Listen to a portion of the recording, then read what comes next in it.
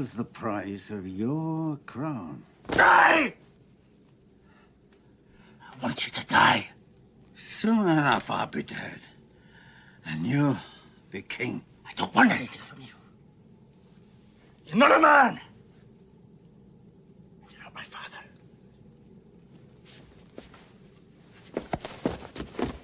You are my son, and you have always known my mind. You deceived me. You let yourself be deceived. But in your heart, you always knew what had to happen here. At last, you know what it means to hate. Now you're ready to be a king. My hate will die with you. Just like a G, you know?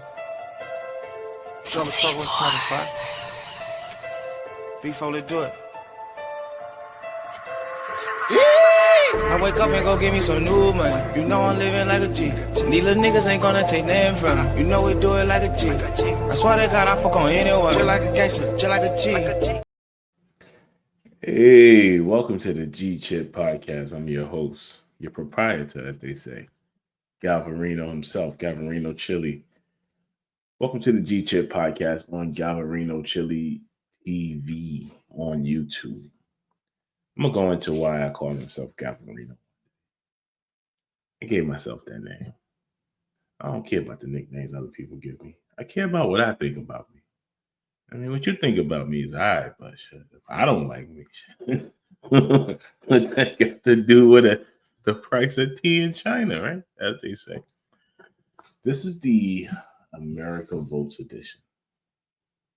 This is the America Votes edition on the Chit podcast. And as the intro played, the intro comes from a scene in Braveheart. And that's when Robert the Bruce was talking with his father. His father was a maniacal mother sucker. You know what I'm saying? His father was maniacal. And Robert the Bruce said, you lied to me or you fooled me. And he said, you deceived me. And he said, you let yourself be deceived. Because in your heart, you always knew what had to be done. And in a way, you wanted it. You wanted it. You wanted me to lie to you.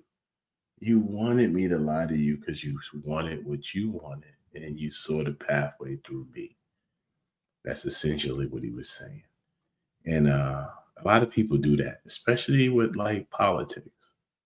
Is they like, oh, he lied to me. Oh, this politician is lying. Like they're always lying. But you let yourself be deceived. Because in your heart, you knew what had to be done. Or you knew what you wanted to be done. But sometimes you're not the person that's capable of putting your hands in the filth to get what you need out of it. So you let someone else do the dirty work.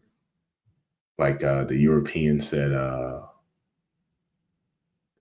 when they said that Netanyahu was doing their dirty work for them with Iran. You know what you want. You just don't want to do it. But I voted today. And the one thing that was interesting to me was the ballot and the way they word things on the ballot. And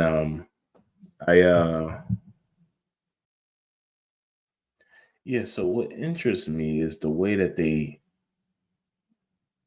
intentionally word ballot questions, knowing that it's going to trip up most people. And they do studies to figure out how do people respond to test questions or, questions under stress. And so I'm pretty positive that everything is worded and placed in the particular order to achieve a particular outcome. It'd be hard to convince me differently. Not hard to me. If you got the proof, you can convince me. But you're going to need some paperwork. You're going to need something I could read. But the good thing was I looked over the ballot questions before I got there. And it was like, even with looking over the ballot questions, when I got there, I kind of knew what I was going to do, what my answers were going to be. But as I reread it, it was like, man, this is confusing. And it's intentionally confusing. It didn't have to be confusing. But, the process is the process. Um, and other people told me that they were happy that they looked over before they went in. Um, I don't know what they voted, but I was talking to people about just the way they structure questions on election ballots, and I was like, "Why is this so confusing?" And it's like, "I know, right?" It's like, I'm glad I looked it over, and I'm like, "Yeah, like if you don't study for it before you get there, I don't, I don't know how you make the best decisions in person. Like you literally got to go over the ballot. You got to look at the ballot. You got to read the question. Then you got to go into the details of how that question is going to how that question is going to be applied. And it's like, I mean, you do have to be an engaged citizen, I guess. I guess that's part of your civic duties is to be an engaged citizen and know what you're actually speaking for. Like most people are probably just more agenda driven. Like they're for a particular party or a particular person or a particular ideology. And it's like, hey, I'm just down ballot all the way. I'm with that side and whatever that side wants. Like me, I'm almost there, but I'm not there. If that makes any sense. It's like I'm gonna see what makes the most sense, and I'm gonna do what's best for the majority of people, even if I gotta take the hit sometimes. That's just how I roll. But that's just me. You don't have to do what I do. But yeah. I don't know what was on the ballot where you're from. Hopefully, wherever you're from, you participated, and hopefully, uh, it was something in a local capacity that can benefit life in some way. Because on a federal side, it's just this ship is sinking, bro. This ship is sinking. The government shut down. Uh, Trump's just came out today and said that the Democrats don't come back and vote the way he wants, there's going to be no SNAP benefits handed out. And then I saw this clip right here from one Hakeem Jeffries. Let me see if I can roll that beautiful bean footage.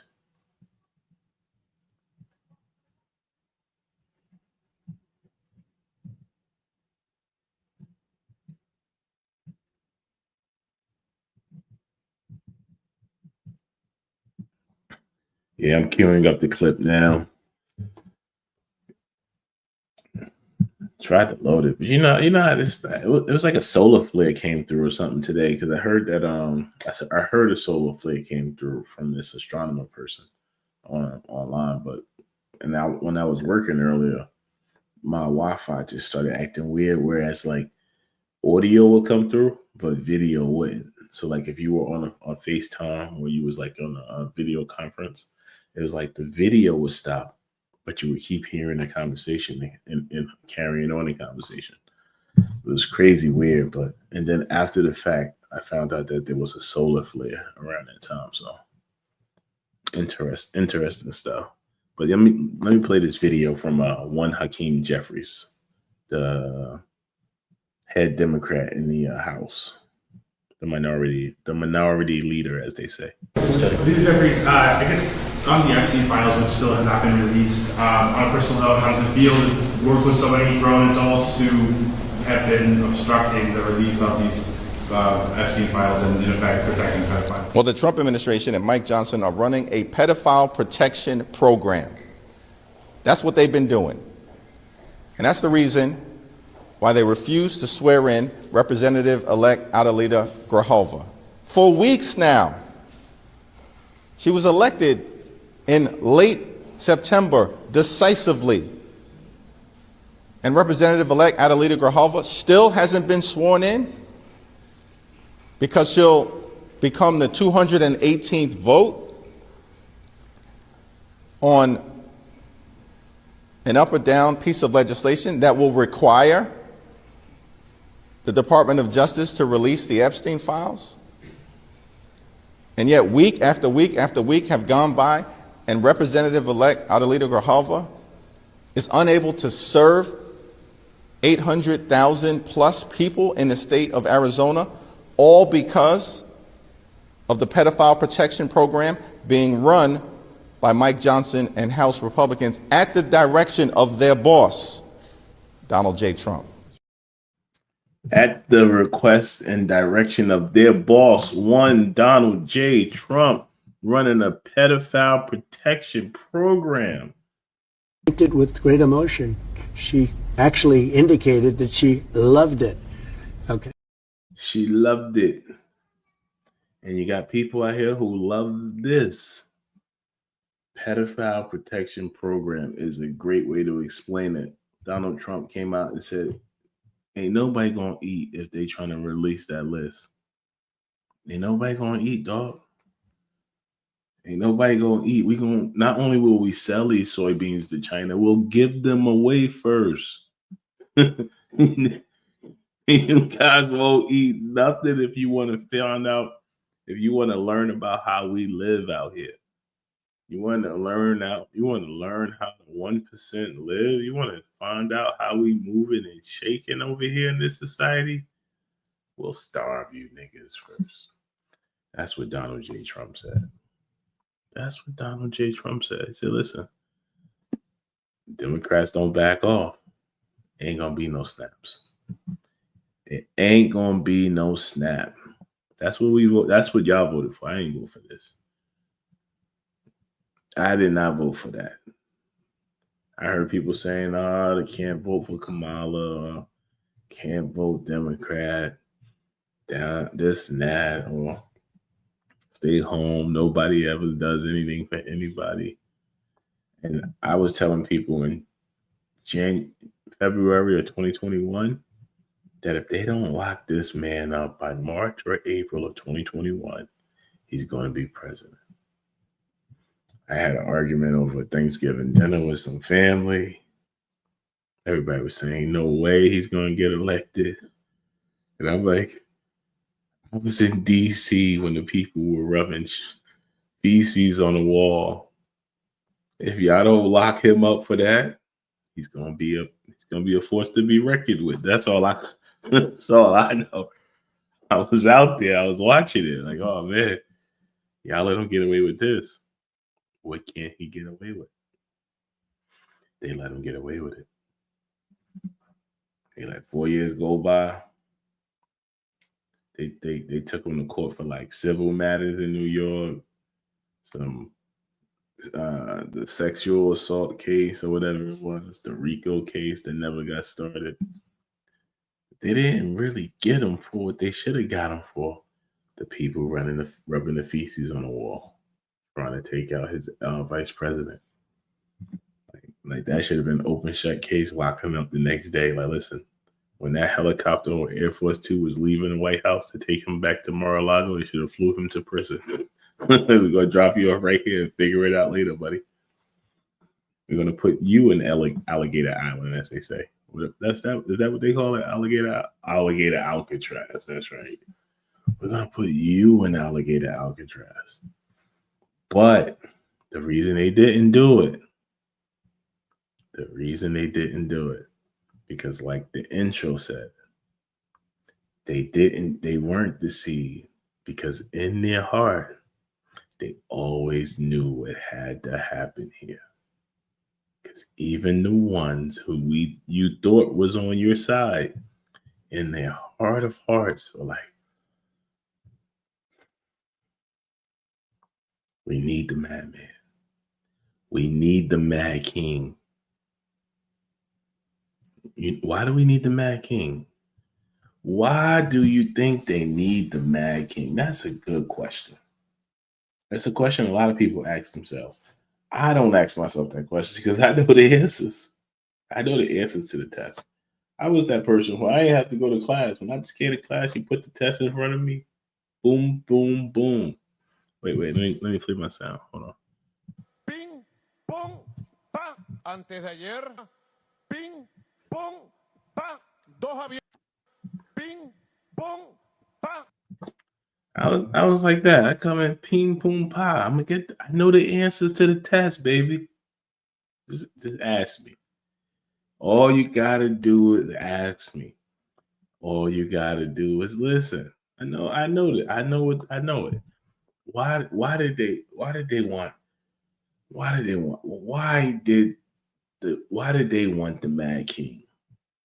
We live in a financialized economy, a financialized society.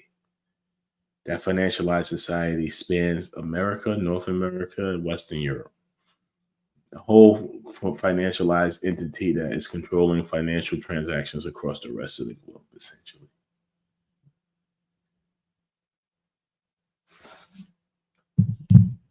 Let me play this clip from this European guy.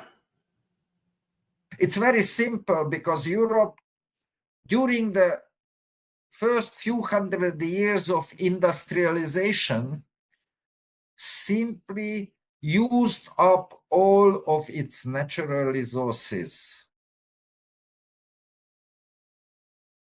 Steel, coal, oil, gas, and so on. We have an industrial development of about 400, 500 years. And we used up what is in the soils in the European continent, and that's it. So, and if you want to continue to exist economically, you must import the basic natural resources.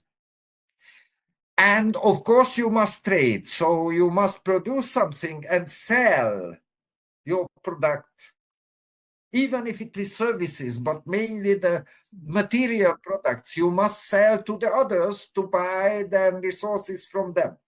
The hubris parties of this concept of Madame Ursula is that we can force on the rest of the world our terms of this economic exchange. We cannot do that anymore. We could in Europe could do that, let's say 50 or 60 years ago. Now it's impossible. But we can't do that anymore, but we used to be able to do that. But you know who could try to do that? America. And the Mad King is definitely willing to try it. That's what we're trying to do right now. Why do you think we're trying to go into Venezuela? Why do you think we're trying to go into Nigeria? We're going into every week. We're planning to put the military smackdown to create chaos and destabilization so that no one has the opportunity to partner with the one, the only China. Nigeria and China announced a partnership. China just finished spending like billions of dollars on some project in Nigeria. Nigeria just said that they were going to partner in this other capacity with China on this project. The Dangote refinery was going to double its production to 1.5, I think, million barrels, I think, or something like that a day. He said, hold up. There's a lot of moving and shaking with resources over there that we ain't got nothing to do with. Down in Venezuela, I showed the chart long a couple shows ago how much stuff they got in Venezuela. They selling that stuff to China. They moving and shaking with Russia. We like, hold up. Europe needs resources. my cousins are hungry. We need the Mad King. Let him loose on everybody. You know, like that's what we're doing right now. Like, but what I'm seeing is people not understanding what they need to be doing. Like, I'm looking at videos of brothers in Sudan getting done bad. You know, families getting done bad. I'm looking at videos of all across, like, and at no point does it dawn on the people that, hey, we don't have the wherewithal to like travel outside the continent to exert power, but we can exert some power here. And regionally, we're going to exert that power regionally. Like, you will not come here and just send terrorists to run wild. We will mollywop the boys. I saw somebody make a post and they were showing some video of some people getting done bad. And I was like, listen, African countries got to muster up what they can muster up. You know, every country got to donate a certain amount of thousands of men, 20,000, 30,000, 50,000, 10,000 per country.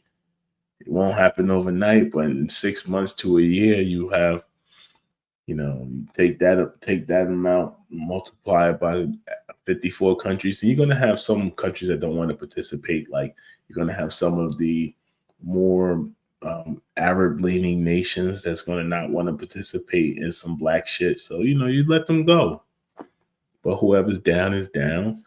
And on that force, we're going to section it off and we're going to keep them in different sectors. And if anybody try any crazy shit, we're going to send these boys in like mad dogs. Mad dogs. We're going to rat-a-tat-tat your ass. You want to come in here with some terrorist shit in the Sudan? It's about to be you're going to see a convoy of pickup trucks with 300,000 niggas in it. We coming. You don't need to have the planes. You don't need. We coming, nigga. I don't care if it's on horseback. We coming. That's how Africa has to move until it gets its footing. Like, it has to. A continental military force.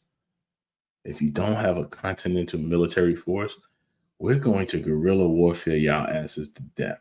When I say we, I don't mean me, because I don't want to do it. My government don't play no games. We gonna pay these boys. We're gonna drop them off in the northwest, the northeast, the southeast, the mid, the central, and we're gonna have them wreak havoc. And then you're gonna come to us to say, "Hey, can you help me?" We're gonna say, "Sure," and we're gonna help you by dropping off more terrorists. We're gonna help you by dropping off more missiles and guns for the terrorists.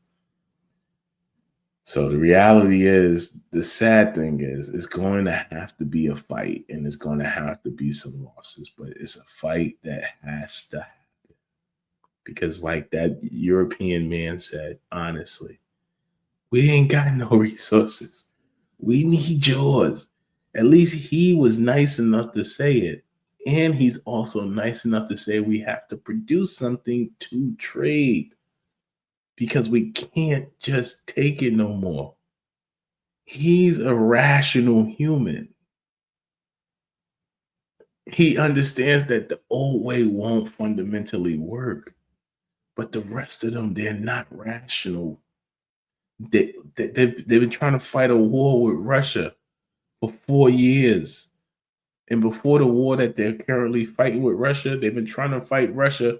They had a whole Cold War standoff with Russia, the entire Western civilization world, the country that has 5,000 nuclear weapons. So my mentality has always been, when I talk to people, is if these people are willing to fight the nation that has the most nuclear weapons, I don't understand how nations and continents like Africa don't see the immediacy, the immediate need to say, all right, listen, yo, it's gonna be some dying that has to happen here, guys. Because they ain't gonna stop, bro. They're not gonna have a come to Jesus moment. They're not gonna have a come to Jesus moment. They're not gonna say, okay, this land is your land, that land is my land. They're always gonna see this land as their land to take. And until we show them that heads will roll, theirs and whoever they send, they're going to try to take it. No clearer message than the casualness that Donald Trump came out and said, I might have to come into Nigeria. As he's funding a genocide, he's like, as he's blowing up boats in the Caribbean, I might have to go to Nigeria. Like, He just says it like, because what are you gonna do about it? You know, what are you gonna do about it? Like, it's gonna. And then I saw a video. We dropped off some troops over there. So hey, what are you gonna do about it? Everybody talk. People don't think, but America votes. We vote with our wallets. We vote with our, what they say, you vote with your wallet, you vote with your feet. And I guess in a way we voting right here. You know, I guess the world is voting. The world is the only country that is voting against what's happening. Is probably Iran, China, and Russia. The rest of the world is like just hoping it doesn't happen to them. They stayed home. They didn't go vote. That's they abstained. But anyway, America votes. But another thing that I did see that I thought was interesting is the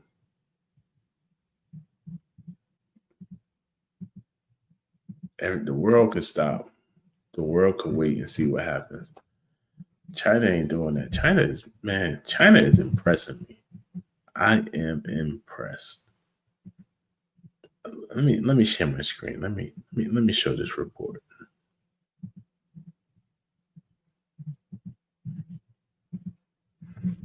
And again, I hope this is able to be seen. Let me zoom in a little bit. Okay. China reaches energy independence milestone by breeding uranium from thorium. And a few years ago, maybe actually when Obama was either president or when Trump was first in his first term, there was a big thing about China is trying to change the nuclear age by going to thorium because it's a more unlimited nuclear fuel source. Uranium is limited. There's only a certain amount of it on the planet. And a lot of the uranium that was on the planet has already been utilized over the last 60 years of the nuclear age. So everyone knows that there's like about 100 years or so of uranium left. I could be wrong on that number, but I think it's like around 100. But nonetheless, it's not an infinite amount. It's not like water and all this other stuff. It's like it's going to run out. And when it runs out, then you don't have nuclear power any longer. So China, not waiting to get to that end, they picked up the mantle of investigating thorium as a nuclear source. And so they were able to successfully, for the first time, create a reactor that took thorium, converted it into uranium. And so let me just read through this real quick. So an experimental reactor developed in the Gobi Desert by the Chinese Academy of Sciences, Shanghai Institute of Applied Physics has achieved thorium to uranium fuel conversion. I said China is officially the big dog when I read this. Like, this is amazing. This is amazing. Paving the way for an almost endless supply of nuclear energy. The achievement makes the 2-megawatt liquid-fueled thorium-based molten salt reactor the only operating example of the technology in the world to have successfully loaded and used thorium fuel. It's the only operating example of the technology. Hats off to China. Let me stop sharing the screen so I can say this.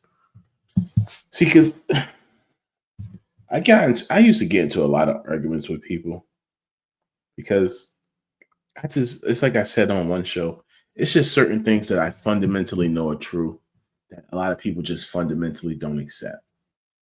And I know it's true because of the experiences I've had, the things I've studied, the analyses that I have done.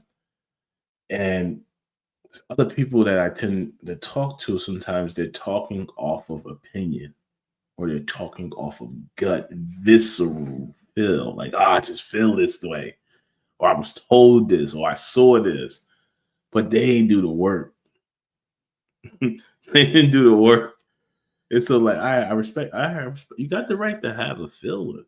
Like my daughter has a lot of feelings. She has a lot of opinions. She has a lot of feelings. She got a right to them. They matter to her.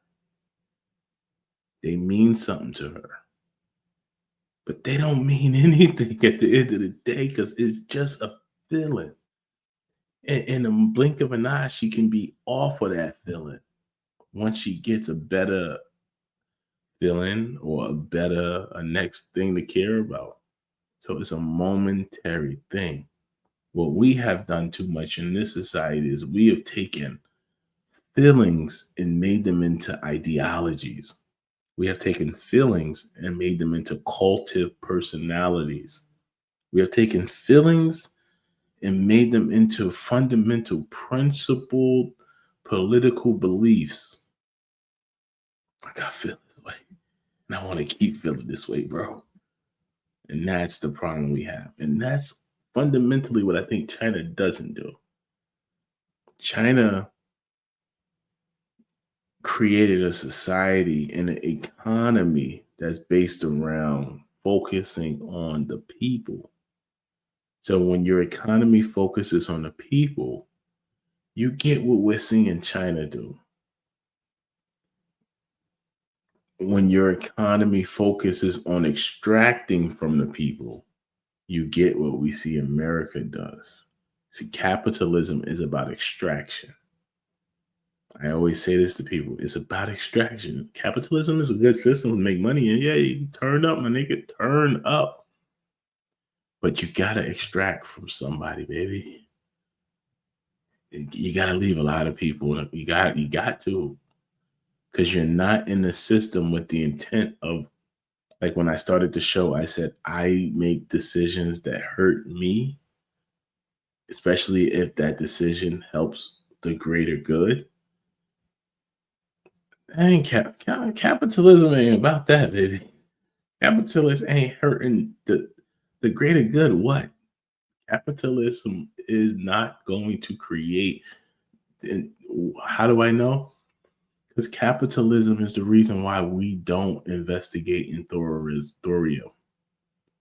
America started investigating thorium as a nuclear fuel.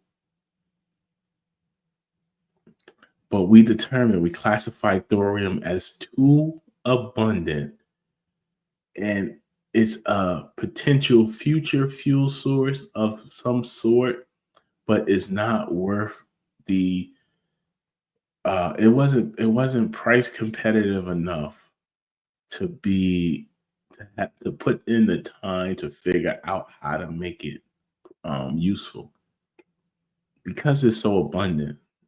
Yeah, can't make no money on that, my nigga. I know it's safer.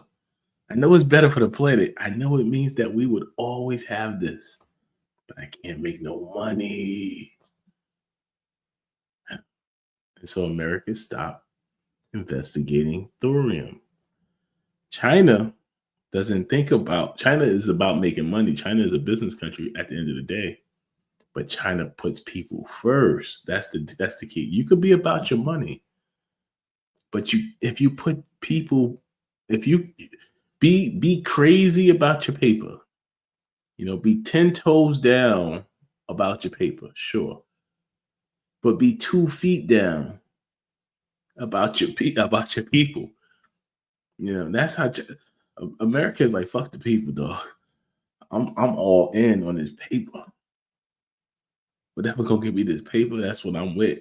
I will send every job I have in the Midwest. I will send that shit to Vietnam for some paper, and then I'll lock everybody in the Midwest up, make them work for free. Like that's how America operates. Cold blooded. China's out here. That's inventing shit. Thorium. Another interesting fact, let me stop sharing that screen. Hold on. I'm not even gonna. Here, let me give you. Let me show you what the report is. If anybody wants to read it, I ain't gonna go through and read it. It's in kindergarten. This is from China Science. China reaches energy independence. Just type in China thorium and read the article. It's a really good article. Really good article. But let me hold on for a second.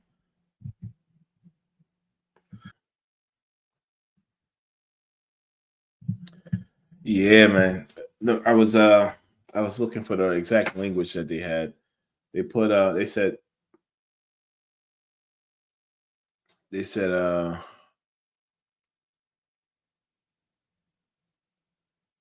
thorium. That's the way they said. They said thorium is currently has negligible commercial use, and it would be potentially viable as a future source. And so they basically said, we're not going to do this right now. You gotta get to the money, baby. Gotta get to the fucking paper, nigga. It's always about the money with you. See, that's the problem. That's the problem. It's always about the money. Check this out. Why would Lockheed Martin build a ballroom? That ain't making sense to me. No, that don't make no sense. They build rockets, they build missiles. Now it's drinks to wet your whistle. It's something sinister indeed. Oh, why would Palantir want to help build a ballroom? That ain't making sense to me. No, that ain't making I just can't get down with that man. You remember that scene from Batman? They're gonna build more surveillance technology. Oh, turns out Hitler also built a ballroom.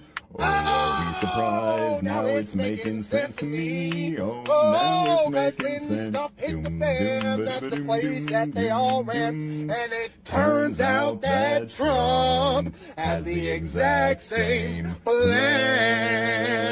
God damn it!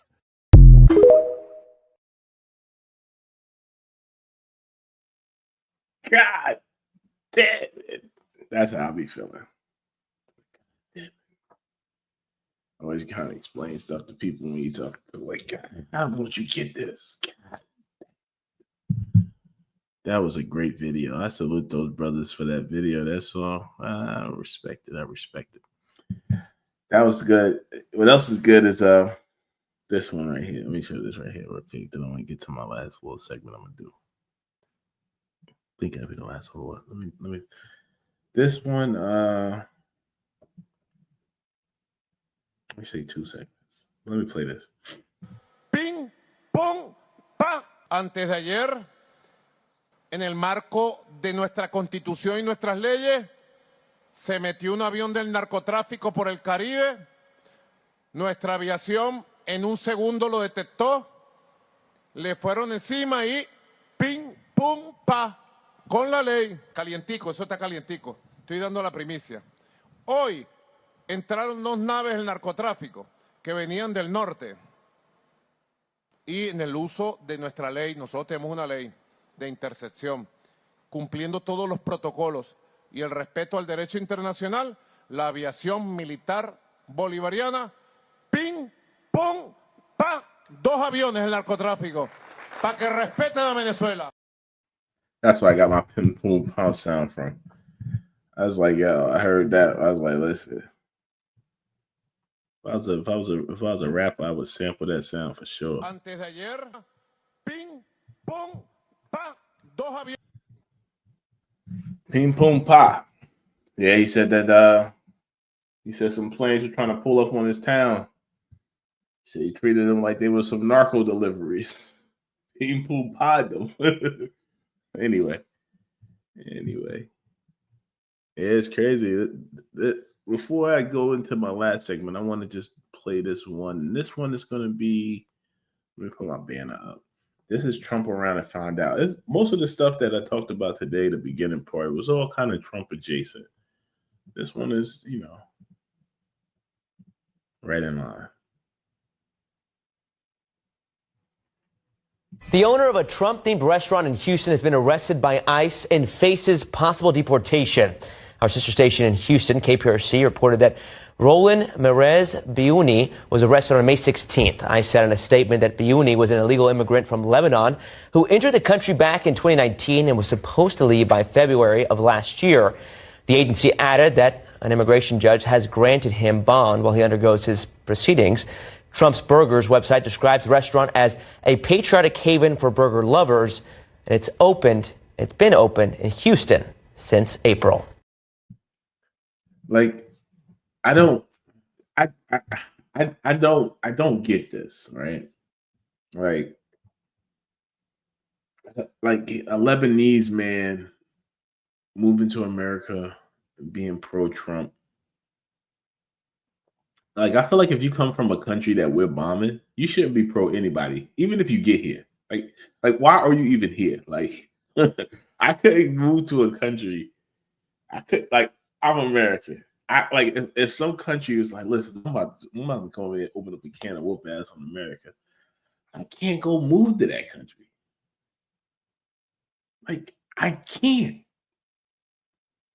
I don't understand it. Like, the people who killed your family or killing your people, you go live with them. Then when you get here, you sign up to be part of the most rabid.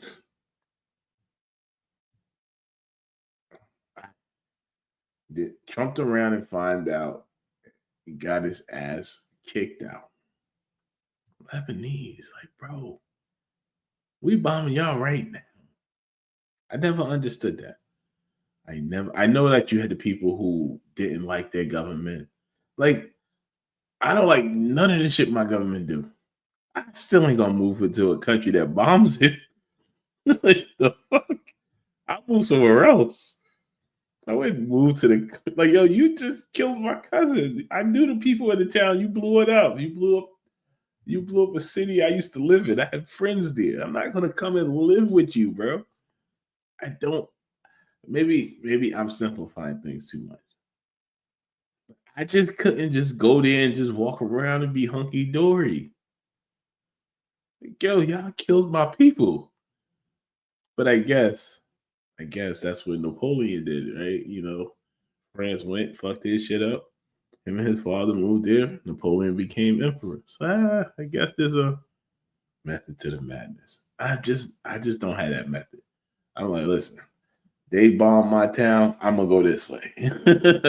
I'm gonna go this way. I'm gonna move to Bolivia or something from Lebanon. I ain't going to no fucking America.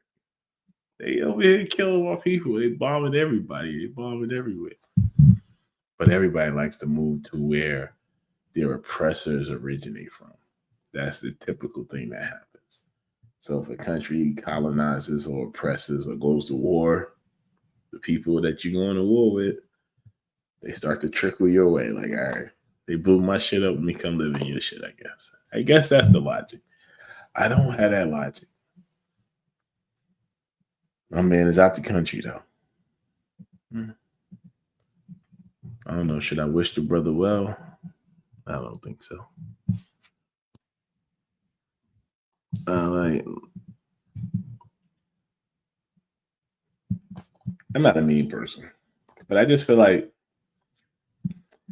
I honestly feel like people don't have enough respect. People don't have enough respect for the place that they move to. When I say that, what I mean is if you move to a country, you should be not trying to do any harm. For you to move here and to vote for the most chaotic person who could be a politician. I mean, it's a good inside job. Like, yo, I'm gonna vote for him to destroy their country. And I guess that's what they do it for. But how are you even voting? You're not a citizen. Is he a citizen? That was a question on a ballot box today. Should you have to be a citizen to vote? And I'm like, I don't know if there's any country where you can go to and not be a citizen and vote. I'm like, I gotta look that up. I gotta investigate that one. Is there a country in the northern hemisphere where you can just pull up, and as long as you're there for 2 years or 3 years, you get to vote in national and local elections? Good question. I'm gonna look into that. But who got time to look into it? Maybe I'll see if he can look into it for me. I saw this video right here.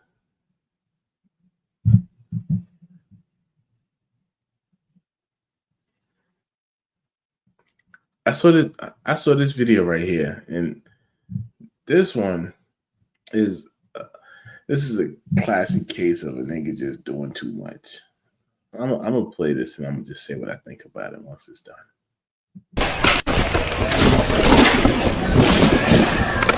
Get the on your back. Come here. Get on your stomach. On your...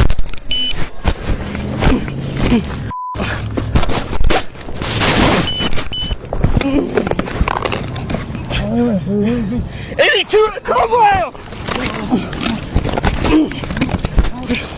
Don't move! Don't move! You move, I can shoot you!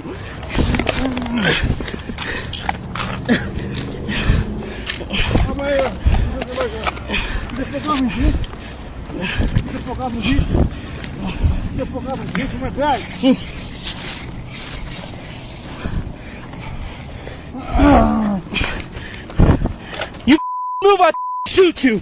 Get on your back. Get on your.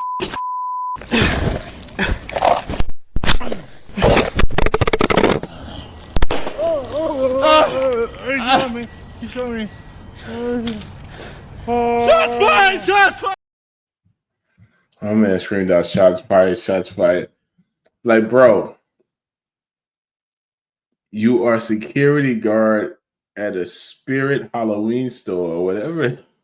Right, bro, it is the little $90 worth of shit that dude took. Is bad. Should he be stealing? No. Should you shoot him? No. My man went through every tool in his utility belt with that nigga. Like, he slammed him. He beat on him. He beat on him in the face. He choked him with the neck. Rolled him around on the ground. Dude got up. He kind of did like a sideways slam on him. He pulled out like a taser. No, not a taser, mace. He sprayed him in the head. Condolences, first off, I'm not laughing at the fact that the brother got murdered.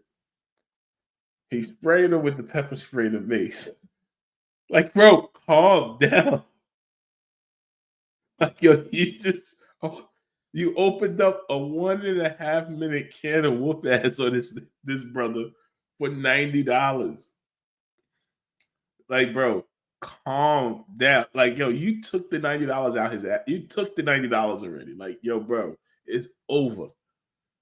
At that point, just pick up the stuff he stole and walk away. You beat the dog shit out of him out there. My man was bleeding from his forehead, his cheek, his chin. He couldn't see through his eyes. You choked him. Then you pulled out the gun and you popped him. Like, straight to jail. Go straight to jail, bro. Just go straight to jail.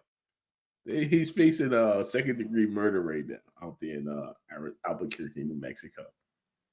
Like, bro, you did way too much. Like, you used everything you had.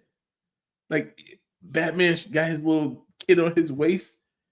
That kit is empty when the cops got there. You used everything.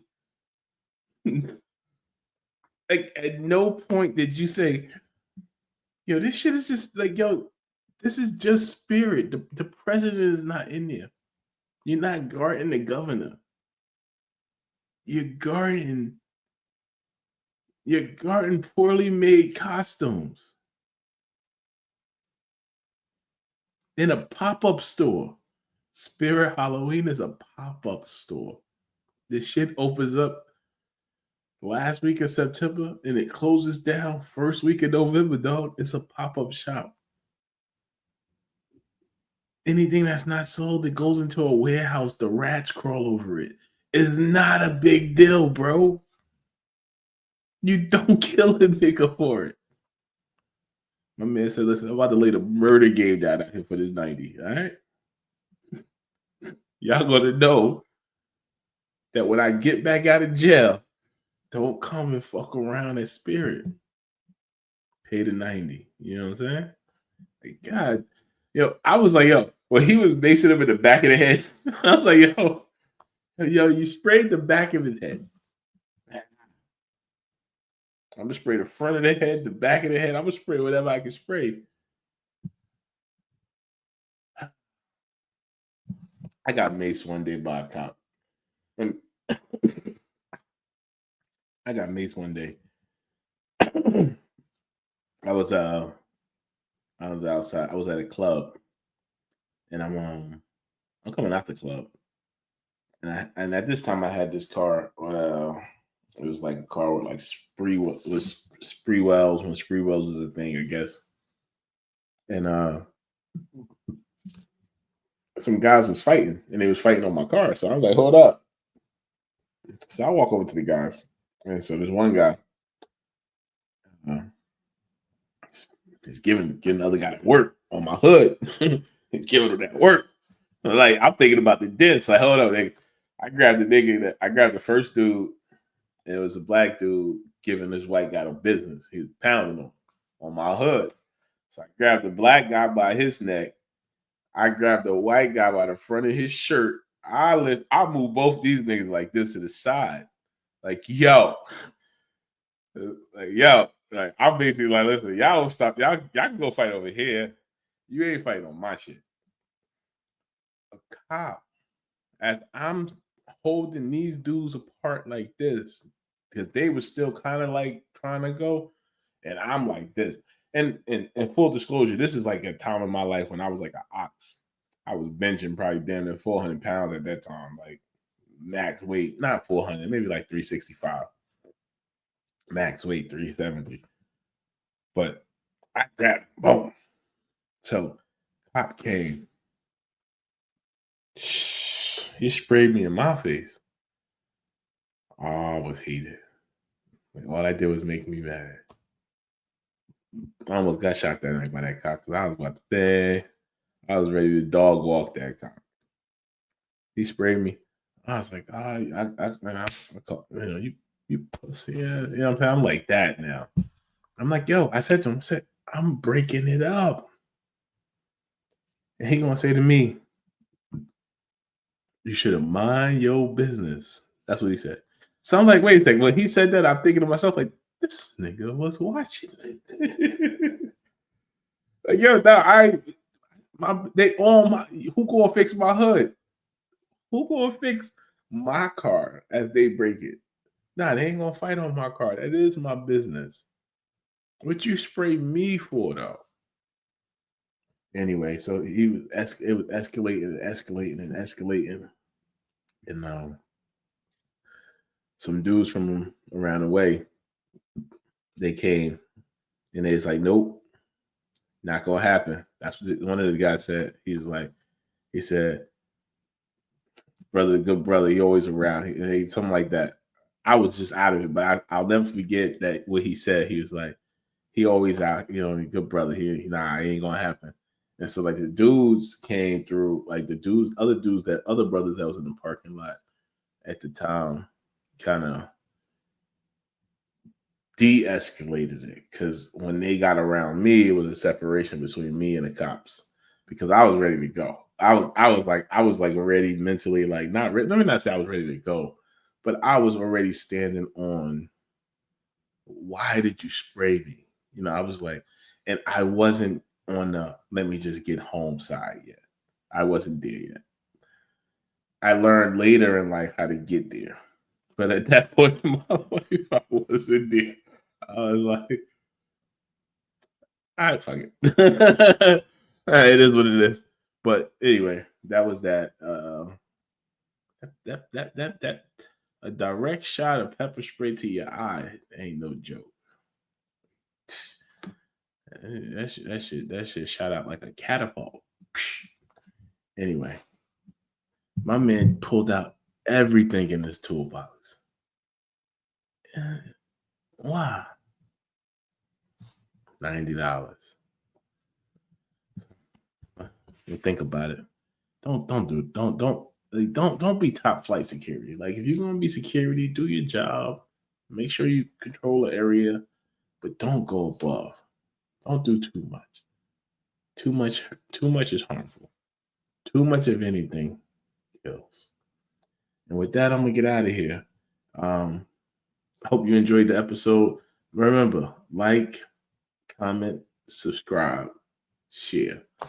Also, if you don't have a copy of the book, Raison d'Etre, get a copy. I just had somebody reach out to me this morning and tell me, hey, read the first chapter. I love it. I'm like, I think you're going to love every chapter. That's just me.